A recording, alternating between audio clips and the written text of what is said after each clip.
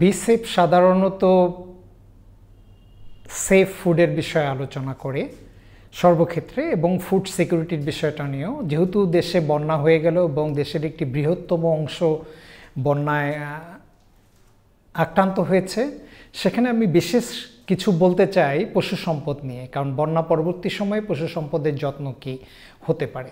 প্রথমত হচ্ছে যে বন্যার পরবর্তী সময়ে আমাদের যে প্রাণী সম্পদ আছে, সেই প্রাণী সম্পদের অনেকগুলো রোগের প্রাদুর্ভাব হতে পারে এবং রোগ হলে সঙ্গে সঙ্গে প্রাণী চিকিৎসক যারা আছেন তাদের শরণাপন্ন হতে হবে। এর পাশাপাশি যেটি গুরুত্বপূর্ণ সেটি হচ্ছে বন্যার পরে কিছু কিছু ঘাস দ্রুত জন্মায় এবং এই সকল ঘাসের মধ্যে নাইট্রিক অক্সাইড বিষক্রিয়া হতে পারে।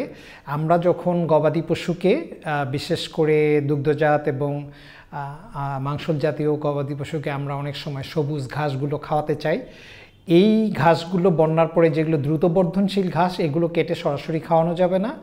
প্রয়োজনে এগুলোকে রোদে শুকিয়ে খড়ের সঙ্গে মিক্স করে খাওয়ানো যেতে পারে, কারণ এই ঘাস থেকেও নাইট্রিক অক্সাইড হয়। এই দুটো বিষয় আমি গুরুত্বপূর্ণভাবে বলতে চাই যে প্রাণী সম্পদ ব্যবস্থাপনার বন্যা উত্তরে এটি খুব গুরুত্বপূর্ণ বিষয়। আমাদের অনেক ক্ষয়ক্ষতি হয়েছে, তবে ক্ষয়ক্ষতি কাটিয়ে ওঠার জন্য আমাদের ব্যবস্থাপনা উন্নত মানের করতে হবে প্রাণী সম্পদের ক্ষেত্রে। বিসেফ আরও যেটি গুরুত্বপূর্ণ বিষয় যে সাধারণত বন্যার পরে আমাদের মানুষের ক্ষেত্রেও অনেকগুলো রোগ ব্যাধি হয়, পানিবাহিত রোগ, বিশেষ করে ডায়রিয়া, কলেরা, এগুলো থেকে আমাদের সাবধান থাকতে হবে। সঙ্গত কারণে যে খাবারগুলো আমরা খাবো এগুলো অবশ্যই নিরাপদ খাবার হতে হবে এবং খাবার সবসময় জাল দিয়ে মানে গরম খাবার খাওয়াটাই বেটার, যাতে যেহেতু গ্রীষ্মকালে খুব দ্রুত খাবার নষ্ট হয়ে যায়, এটাও ডায়রিয়ার একটি কারণ এবং দূষিত পানির সঙ্গে স্পর্শের কারণেও ডায়রিয়া হতে পারে। সেই জায়গাগুলোতেও আমাদের গুরুত্ব দিতে হবে। আমরা যে কথাটি বলি যে বাংলাদেশ খাদ্য উৎপাদনের ক্ষেত্রে আমরা যতটুকু এগিয়েছি, কিন্তু নিরাপদ খাদ্যের বিষয়ে আমাদের সচেতনতায় কিন্তু অনেক পিছিয়ে আছি।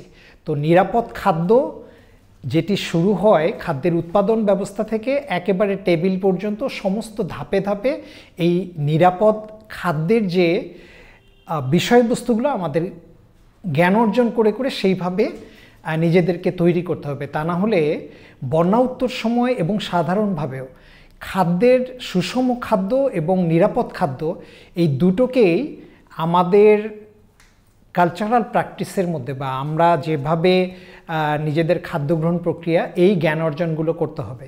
বিসেফ সর্বদাই চেষ্টা করে জ্ঞান এবং বিজ্ঞানভিত্তিক প্রযুক্তিগুলো জনগণের কাছে দেয়া এবং বন্যা উত্তর যে প্রাণীবাহিত রোগগুলো থেকে আমরা যেন জনগণকে সবসময় সচেতন করতে পারি, এই জন্য যারা কমিউনিটি ভলান্টিয়ার আছে বা স্বেচ্ছাসেবক আছে বা ছাত্রনেতা আছে বা ছাত্রকর্মী আছে এবং সামাজিক কর্মী আছে, তাদের সকলেরই চিন্তা করতে হবে যে খাদ্য নিরাপত্তার বড় দিক যে নিরাপদ খাদ্য, এই বিষয়টাও জনগণকে বোঝানো, পরিবারকে বোঝানো এবং প্রত্যেকটি সদস্যকে বোঝানো। বন্যা আমাদের নিত্যসঙ্গী, জুন, জুলাই, আগস্ট, সেপ্টেম্বর কোনো না কোনো সময় হয়।